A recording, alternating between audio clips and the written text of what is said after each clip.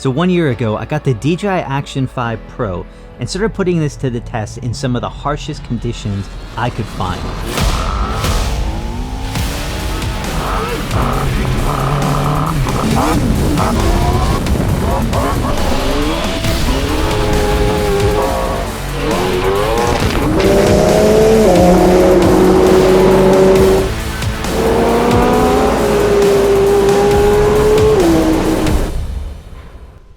And this camera's actually been with me on every shoot in every configuration since then. I've used it for A-roll, for first person, BTS, vlogging, just to rig this thing out and then to shoot any kind of action that would have destroyed my other cameras. And 1 year later, this is still the action camera in my bag.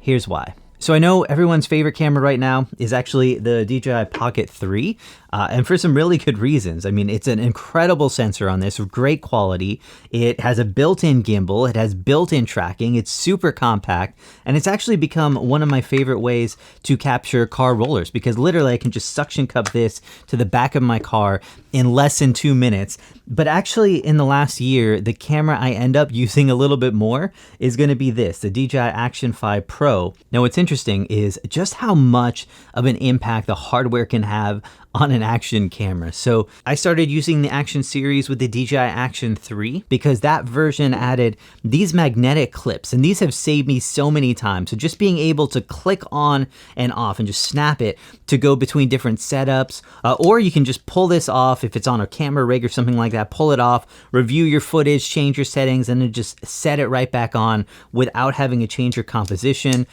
Back when I started using this, all of the GoPro mounts and stuff like that had to use these screw mechanisms, and it was horrible. So this is a much better setup. Now, GoPro has actually finally added this kind of feature to the GoPro 13, so we'll definitely give them a check for that. Plus, I do think that GoPro's version of it works a little bit better than DJI, so hopefully DJI improves things like that. But when it comes to the rest of the hardware, the screen is significantly larger on the DJI Action camera, plus it's a touchscreen both in the back of it and the front, so you can actually adjust all of your settings right from the front of the camera without having to access the back screen, which actually happens way more than you would think. And if you're using the GoPro, only the back screen has a touchscreen functionality, so that's the only one that you can actually change any of your settings. DJI also has much faster startup times, and honestly, the entire interface just feels snappier and easier to use. On the back, you have a super bright OLED display. It's 2.5 inches. It takes up the entire back of the camera. And then on the front, you have a 1.5 inch square display. And again, this is a touchscreen, so you can still use it to access all of your settings. Although the feature that ended up making a bigger difference for me is that this has 47 gigs of internal storage on it. So it also has a micro SD card slot. But if you forget that micro SD card, which we'll just say has happened at least more than once, you can still record on internal storage. Or what actually happens a little bit more often is I just leave the camera recording on the back of a car, fill up the SD card, and then now I can just switch to internal storage and then keep recording without having to switch cards. I also live in Florida where overheating GoPros is child's play, and the Action actually gives me much better performance in the heat. And it also has a better battery, so battery life on it is going to be better, and you do get a little bit faster charging. Now, I don't really use my action cameras underwater that much, but if you do, it's actually rated to 65 feet without a dive case, and there's also a water pressure gauge, which is really awesome, and this will show you the water depth and actually start and stop recording whenever you get into water, so a pretty awesome feature for that. Now, both of these are the actual cameras that I've had for right about a year now, and they've seen quite a bit of action in that time, and they still are in like new condition. They have no scratches at all on any of the screens, despite taking quite a bit of a hit from some mud and a bunch of other stuff that we were doing. The filters are still in perfect condition, although you can just screw these off and replace them as well. Now, this has gotten quite a few firmware updates over the years, so it's really improved everything from quality to stabilization and a few other things. So what's interesting is when this first came out, there were a few YouTubers that called DJI out at the launch for changing the bitrate in the Action 5 compared to the Action 4, which they accused them of lowering the quality What really happened is that DJI was just able to more efficiently store high quality video into smaller file sizes. So a few weeks later, DJI just added back a high bitrate record option into the camera, along with like 20 plus other quality improvements and feature improvements over this last year. So this camera is actually way better today than when I picked it up, which is really awesome. Now, image quality is going to be interesting because obviously this is an action camera, so it's not going to have the same look as like a $3,000 full frame camera, but I needed to know if it was going to be good enough to use with all of my productions right now that would have those kind of cameras or drones or even the Pocket 3. Is this going to be able to mix with all of that? And also, how does it compare with other action cameras like the GoPro 13?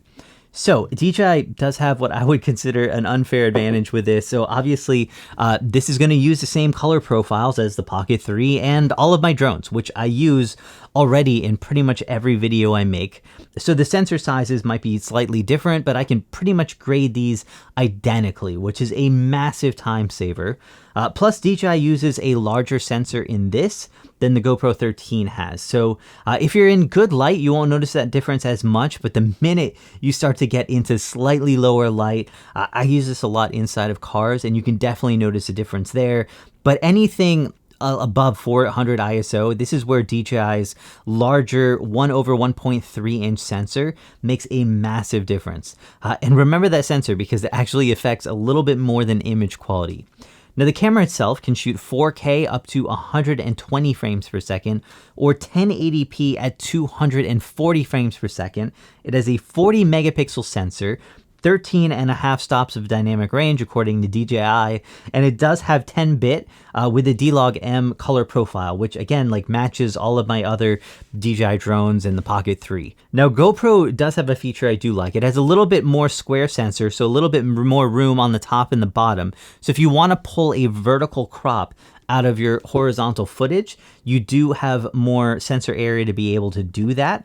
So I would love to see DJI add this feature, but what DJI does do is they integrate a vertical mount right into their casing. So if you ever have to go from horizontal to vertical, you absolutely can do that. And this is still going to be the best way of recording it. Like, it's always better to actually record it in the aspect ratio you're going to be doing it rather than bring it into post and then pull your vertical frame from that. So I tend to use action cameras kind of like this. So more as like a POV style camera. I have a neck mount so I can strap it to my chest, or I'll use it with this and a hat mount and just kind of get my perspective when I'm on shoots. I really have a ton of BTS footage that I have not done anything with, so if you have any good ideas of what I should do with it or what kind of videos that you would like to see that would use some of that, I'm shooting some pretty crazy cars and I have a lot of new cameras that we've been testing, so it would be awesome to be able to bring that. But what actually sold me on the Action 5 Pro is that it had the widest field of view or focal length without using any specialty lenses, meaning I could get that wide angle shot I would need for like a POV style shot without having to get anything extra. Now, what's really interesting, so if you think about this, the sensor on this is going to be bigger, and what we know from that is that even if you have the same lens, the larger sensor is going to get a wider field of view. And so this is probably why DJI is able to get the wider field of view on this than the GoPro without having distortion. I actually think there's much less distortion on the Action 5 Pro than on the GoPro. Now, you can buy a wide angle adapter for a GoPro, but it is a $100 lens mod. The camera is already very expensive. Plus, DJI ended up announcing what they call a field of view boost, which is a lens that expands your field of view. But DJI does it to over 180 degrees, which is crazy because this is wider than the GoPro with the lens mod anyway. So DJI is still going to get you the widest field of view. And if you don't want something crazy wide, there are a bunch of options that can tighten up that field of view and get much less distortion on the Action 5. So I use the standard dewarped with rock steady stabilization, and you get a much tighter shot that way and literally like zero distortion on it. I also find the Action is great for recording slow motion action as well. Plus, it's probably one of the easiest cameras to record a quick time lapse on. And you can also set up these custom scenes. So basically, you can pick how wide you want the camera, pick a frame rate and a stabilization setting, and then you can save these to profiles for quick and easy access. But in general, just Action cameras are so easy to use that after like a 10-second tutorial, my 2-year-old was vlogging with this thing. Now, I'm also a huge fan of the audio options for this, mostly because I use the DJI Mic 2s, which pair wirelessly perfectly with this camera right here, and you can actually use 2 of these with a single DJI Action. So you can actually record like interviews or 2 people talking or things like that, which is really awesome. And this is the same mic that uses for the Pocket 3, or you can just use these by themselves. So it's really good for like moving between all of these different cameras.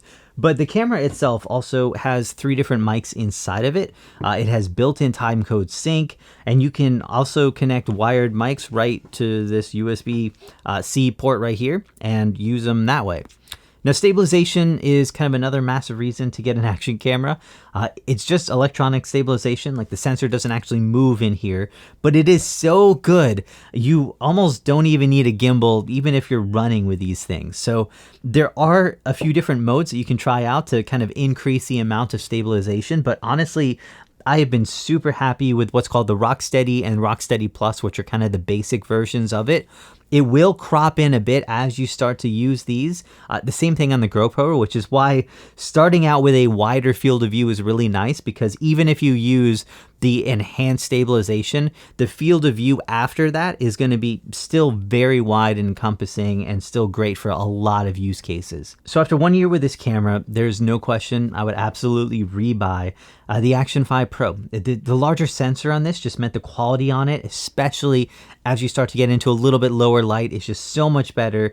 The audio features are really nice, being able to move between all of my different cameras, my color profiles matching with my drones and my Pocket 3, having the wider angle lens, and just all of these kind of bonus features just made shooting on this camera so much better. I have tons of BTS on this, by the way, over on IG, so if you want to check a lot of that out. A lot of it was shot on the Action 5 Pro. Let me know if you have any ideas for how I should use a lot of the content from this as well, because I'd really love to make this available in a lot more YouTube videos. Have a ton of stuff coming out, guys, but let me know your thoughts on the Action 5 Pro and what you guys would do. Hope you're doing amazing. I'll catch you in the next one.